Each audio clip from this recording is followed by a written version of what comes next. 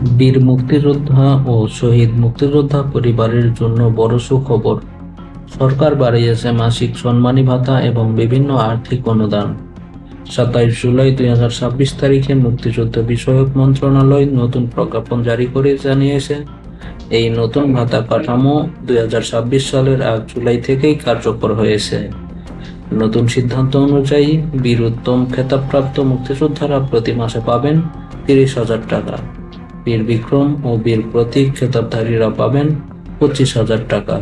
এছাড়া উৎসব ভাতা, মহান বিজয় দিবস এবং বাংলা নববর্ষ উপলক্ষে অতিরিক্ত আর্থিক সহায়তাও বৃদ্ধি করা হয়েছে। শহীদ বীর মুক্তিযোদ্ধাদের পরিবারের জন্য মাসিক সম্মানী ভাতা, চিকিৎসা ভাতা, খাদ্য ভাতা, উৎসব ভাতা এবং বাংলা নববর্ষের অনুদান বাড়ানো হয়েছে। পাশাপাশি যুদ্ধাহত মুক্তিযোদ্ধাদের অক্ষমতার মাত্রা অনুযায়ী 4টি শ্রেণীতে মাসিক 20,000 থেকে 30,000 টাকা পর্যন্ত সম্মানী ভাতা নির্ধারণ করা হয়েছে। সরকার জানিয়েছে, মুক্তিযোদ্ধা এবং তাদের পরিবারের আর্থিক নিরাপত্তা ও সামাজিক মর্যাদা আরও শক্তিশালী করতেই এই ভাতা বৃদ্ধি করা হয়েছে।